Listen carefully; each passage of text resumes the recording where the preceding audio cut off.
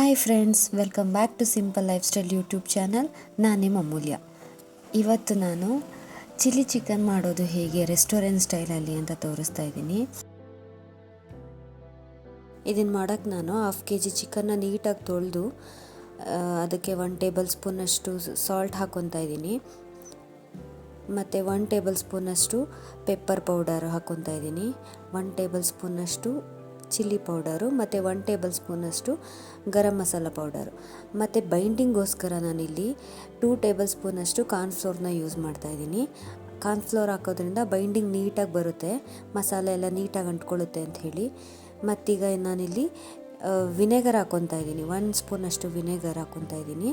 ಮತ್ತು 1 ಸ್ಪೂನಷ್ಟು soya sauce, 1 spoon red chilli sauce ಹಾಕ್ಕೊಂಡು ನೀಟಾಗಿ ಮಿಕ್ಸ್ ಮಾಡ್ಕೊಬೇಕು. ಈಗ ನೋಡಿ, ರೆಡ್ ಚಿಲ್ಲಿ ಸಾಸ್ ಹಾಕ್ಕೊಂಡು ನೀಟಾಗಿ ಮಿಕ್ಸ್ ಮಾಡ್ಕೊತಾ ಇದ್ದೀನಿ. ಕೈಯಲ್ಲಿ ಮಾಡೋದೇ ಬೆಸ್ಟು, ಚಿಕನ್ ಅಲ್ವಾ, ಸೊ ಹಾಗಾಗಿ ಸ್ಪೂನಲ್ಲಿ ಮಾಡಿದ್ರೆ ಅಷ್ಟು ಎಲ್ಲ ಮಸಾಲೆ ಹಿಡಿದುಕೊಳ್ಳಲ್ಲ. ಸೊ ಹಾಗಾಗಿ ಕೈಯಲ್ಲೇ ಮಾಡ್ತಾಯಿದ್ದೀನಿ. ಇದನ್ನು ನೀಟಾಗಿ ಮಿಕ್ಸ್ ಮಾಡಿ ಸ್ವಲ್ಪ ಹೊತ್ತು ರೆಸ್ಟ್ ಮಾಡಲಿಕ್ಕೆ ಬಿಡಬೇಕು.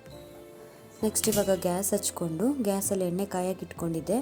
ಈಗ ನಾನು ಮ್ಯಾರಿನೇಟ್ ಮಾಡ್ಕೊಂಡಿದ್ನಲ್ಲ ಅದನ್ನು ಎಣ್ಣೆಯಲ್ಲಿ ಹಾಕ್ಕೊಂಡು ಫ್ರೈ ಮಾಡ್ಕೊತಾ ಇದ್ದೀನಿ. ಡೀಪ್ ಫ್ರೈ ಮಾಡ್ಕೊಬೇಕು. ನೀಟಾಗಿ ಅದನ್ನು ಎರಡೂ ಕಡೆ ನೀಟಾಗಿ ತಿರುಗಿ ಹಾಕ್ಕೊಂಡು ಡೀಪ್ ಫ್ರೈ ಮಾಡ್ಕೊಬೇಕು.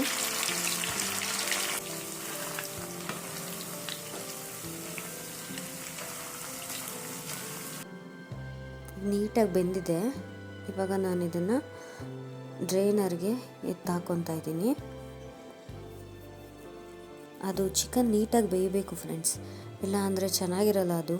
ಸೊ ಹಾಗಾಗಿ ನೀಟಾಗಿ ಫ್ರೈ ಆದಮೇಲೆ ಇದನ್ನು ನಾನು ಡ್ರೈನರ್ಗೆ ಎತ್ತಿಟ್ಕೊತಾ ಇದ್ದೀನಿ. ಸೊ ಇದೇ ಥರ ಮಿಕ್ಕಿರೋ ಎಲ್ಲ ಚಿಕನ್ನು ಫ್ರೈ ಮಾಡಿ ಎತ್ತಿಟ್ಕೊಂಡಿದ್ದೀನಿ.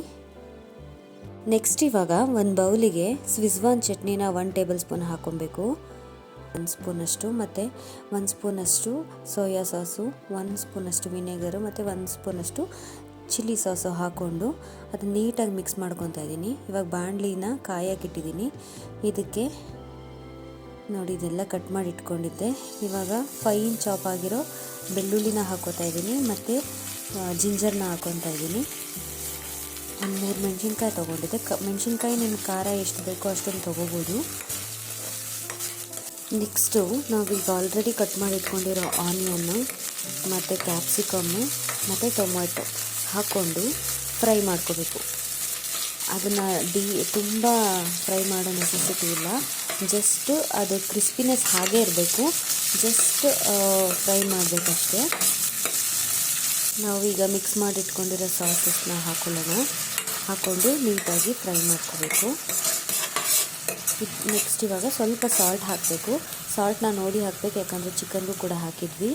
ಇವಾಗ ಫ್ರೈ ಮಾಡ್ಕೊಂಡಿರೋ ಚಿಕನನ್ನು ಹಾಕಿ ನೀಟಾಗಿ ಮಿಕ್ಸ್ ಮಾಡ್ಕೋಬೇಕು. ಈಗ ನಾವು ಸಾಸಸ್ಸೆಲ್ಲ ಏನು ಹಾಕಿದ್ವಿ ಅದು ನೀಟಾಗಿ ಚಿಕನ್ಗೂ ಕೂಡ ಹಿಡಿಬೇಕು. ಅದು ಆ ಥರ ಮಿಕ್ಸ್ ಮಾಡಿಕೊಂಡು ಅದನ್ನು ಸ್ವಲ್ಪ ಮುಚ್ಚಿಡಬೇಕು. ನೆಕ್ಸ್ಟ್ ಇದಕ್ಕೆ ಕಾರ್ನ್ಫ್ಲೋರ್ ಹಾಕೋಣ. ಏನಕ್ಕಂದರೆ ಗ್ರೇವಿ ಎಲ್ಲ ನೀಟಾಗಿ ಗ್ರೇವಿ ಶೇಪಲ್ಲಿ ಬರಲಿ ಅಂತ. ನೀರಾಗೂ ಇರಬಾರ್ದು, ತುಂಬ ಗಟ್ಟಿಯಾಗೂ ಇರಬಾರ್ದು. ಅದು ಥಿಕ್ನೆಸ್ಸು ಮೇಂಟೈನ್ ಆಗಲಿ ಅನ್ನೋ ಇಂಟೆನ್ಷನ್ಗೋಸ್ಕರ ಕಾರ್ನ್ಫ್ಲೋರ್ ಹಾಕಬೇಕು.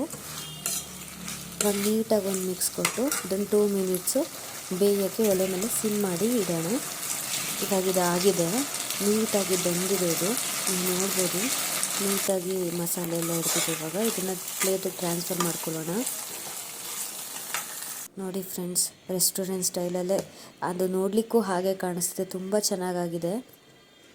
ನೀವು ಕೂಡ ಮನೆಯಲ್ಲಿ ಟ್ರೈ ಮಾಡಿ ಹೇಗೆ ಬಂತು ಅಂತ ನನಗೆ ಕಮೆಂಟ್ ಮಾಡಿ. ಇನ್ನೂ ನನ್ನ ಚಾನಲ್ನ ಯಾರೆಲ್ಲ ಸಬ್ಸ್ಕ್ರೈಬ್ ಮಾಡ್ಕೊಂಡಿಲ್ವೋ ಪ್ಲೀಸ್ ನನ್ನ ಚಾನಲ್ನ ಸಬ್ಸ್ಕ್ರೈಬ್ ಮಾಡಿಕೊಂಡು ಬೆಲ್ ಐಕನ್ ಪ್ರೆಸ್ ಮಾಡಿ ನಿಮ್ಮ ಫ್ಯಾಮಿಲಿ ಫ್ರೆಂಡ್ಸ್ ಜೊತೆ ಶೇರ್ ಮಾಡಿ. Thank you.